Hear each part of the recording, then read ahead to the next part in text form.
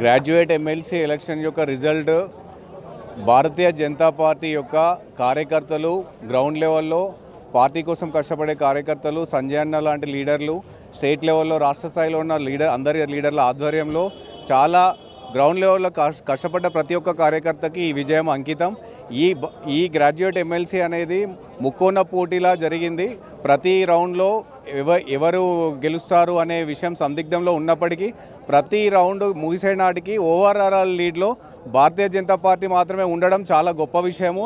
ఇంత కాంపిటీషన్ జరిగిన ఎలక్షన్లో, గ్రాడ్యుయేషన్ ఎలక్షన్స్లో ఫస్ట్ రౌండ్ నుంచి లాస్ట్ రౌండ్ వరకు, రౌండ్లన్నీ ముగిసే టైం వరకు, మొదటి నుంచి చివరికి ఫలితం ప్రకటించేంత వరకు, రెండో ప్రాధాన్యత ఓట్ల లెక్కింపు జరిగినంత వరకు కూడా ప్రతి రౌండ్లో ఆధిక్యం భారతీయ జనతా పార్టీకి మాత్రమే ఉంది. భారతీయ జనతా పార్టీ ప్రతి రౌండ్లో ఆధిక్యం ప్రదర్శించింది. ఇది ఒక రకంగా చెప్పాలంటే ముక్కొన్న పోటీ కాదు, ప్రతి రౌండ్లో భారతీయ జనతా పార్టీ ఖచ్చితమైన మెజార్టీతో ఖచ్చితంగా గెలిచిన విజయం ఇది అందరి కార్యకర్తలు సంతోషం పడుతూ, అందరు బండి సంజయ్ అన్న గారి నాయకత్వాన్ని సమర్థిస్తూ వచ్చిన విజయాన్ని అందరం ఈ సంబరాలన్నీ చేసుకుంటున్నందుకు ధన్యవాదాలు. ఎమ్మెల్సీ అంజిరెడ్డి గారిని గెలిపించిన ప్రజలకు, మన పట్టభద్రులకు అందరికీ ధన్యవాదాలు. మరొకసారి రేవంత్ రెడ్డి గారు గుర్తు చేసుకోండి, మీరు ఇచ్చిన 6 గ్యారంటీలు, 420 హామీలు అవి మీరు అమలు చేయలేదు కాబట్టి మిమ్మల్ని తుంగలో దొక్కేసారు. ఇప్పటికైనా గుర్తుంచుకొని మీరు చేసిన హామీలు నెరవేర్చండి. పట్టభద్రులకు, నిరుద్యోగ భృతి 4016 ఇస్తా అన్నారు. అవి వెంటనే అమలు చేసి మీ చిత్తశుద్ధి నిరూపించుకోండి. లేకపోతే మిమ్మల్ని వచ్చే ఎలక్షన్లో డిపాజిట్ రాకుండా చేస్తారు ప్రజలు. 100% బీఆర్ఎస్ క్యాండిడేటే పెట్టలేదు కదన్న. బీఆర్ఎస్ క్యాండిడేట్ లేదు కాబట్టి ప్రత్యామ్నాయం బీజేపీ తెలంగాణలో. ఎలా ఉండబోతుంది నెక్స్ట్ మీ స్థానిక ఎలక్షన్లో కూడా కాంగ్రెస్కి మాకే పోటీ ఉంటుంది. కాంగ్రెస్ వాళ్ళను గెలిపేయడానికి ప్రజలు కూడా సిద్ధంగా లేరు.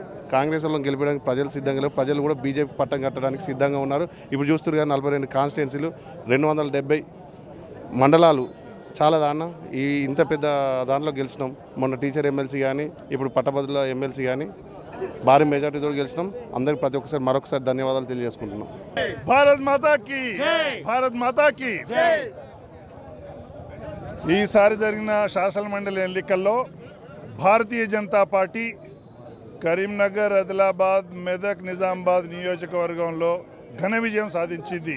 దీనికి కారణం భారతీయ జనతా పార్టీ సుపరిపాలన, కిషన్ రెడ్డి గారి నాయకత్వం, బండి సంజయ్ గారి విజృంభణ.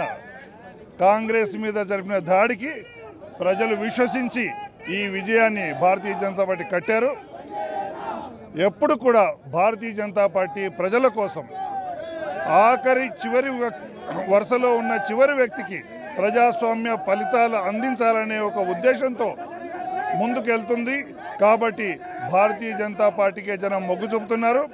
హర్యానా, మహారాష్ట్ర, ఢిల్లీ తర్వాత మొత్తం దేశంలో ఒక వాతావరణం ఏంటి ఏర్పడిందంటే భారతీయ జనతా పార్టీ ప్రజల సంక్షేమం చేయగలదు, మిగతా పార్టీలన్నీ కూడా స్వార్థపూరితమైన రాజకీయాలు చేస్తాయి, ప్రజాస్వామ్యాన్ని రక్షించదు, కేవలం బీజేపీ మాత్రమే రక్షిస్తుందని ఇప్పుడున్న శాసనమండలిలో ప్రజా గొంతుగా ఉండాలంటే అది బీజేపీ తరఫునే ఉండాలని విశ్వసించి గ్రాడ్యుయేట్లు చాలా తెలివైన వాళ్ళు, వాళ్ళకు రాజకీయ అవగాహన ఉంది, టీచర్స్ కూడా ఉంది. కాబట్టి ఒక గట్టి అపోజిషన్ ఉండాలి ఈ శాసనమండలిలో. కాంగ్రెస్ పార్టీని ఎదిరించి పోరాడే పార్టీ బీజేపీ అని గుర్తించి వాళ్ళు ఓటేసి గెలిపించారు. నిజంగా కార్యకర్తల విజయం ఇది. తర్వాత ఓటర్ల మహాశైలకు కూడా మనస్ఫూర్తిగా భారతీయ జనతా పార్టీ తరఫున వాళ్ళకి వందనం తెలియజేసుకుంటున్నాము. భారత్ మాతాకి.